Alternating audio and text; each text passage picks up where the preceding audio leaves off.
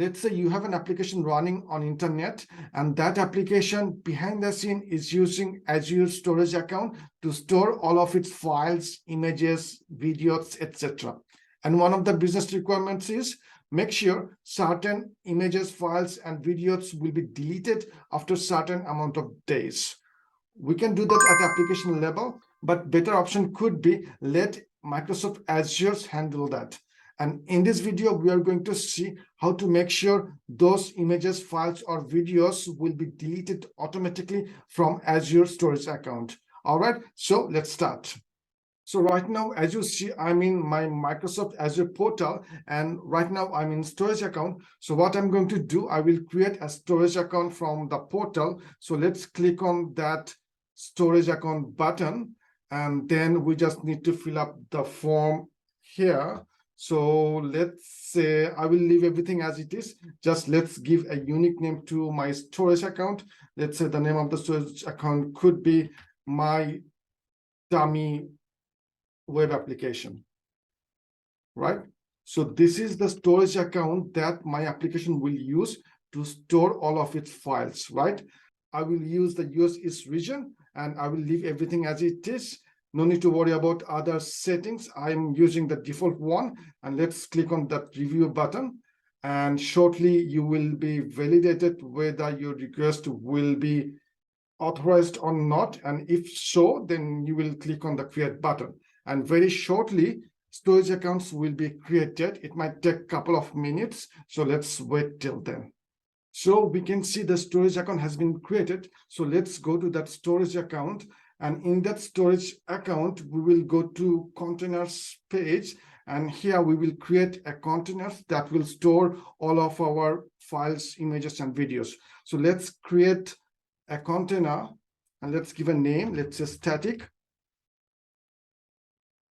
files, right?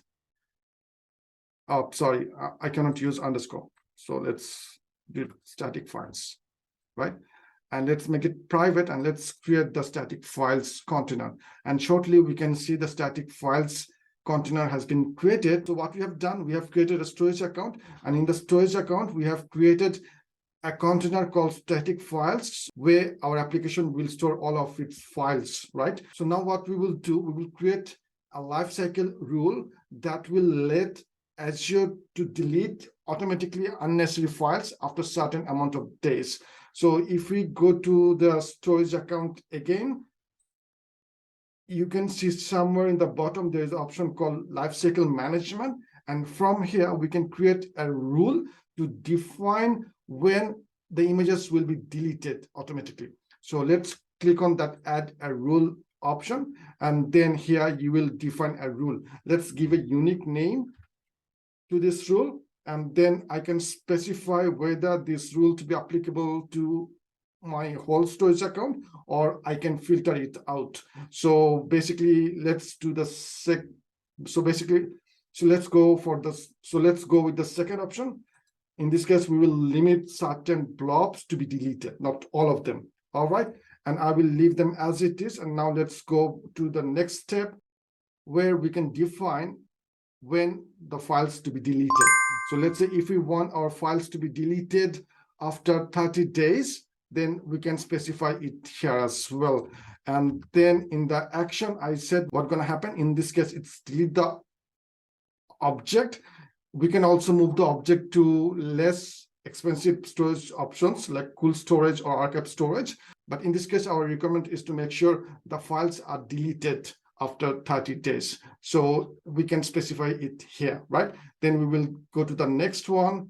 And in this stage, we can define the containers where this rule will be applicable, right? So can you remember the name of the container, which is static files, right? That means whatever files are uploaded into this container will be deleted after 30 days, right? That's what we want. And then let's click on add a rule. And shortly you can see the rules will be added, all right? And that's how we can make sure files are deleted from Azure Storage accounts after a certain amount of days. And in that way, we don't need to write any code in application level, right? So that's all. Thank you.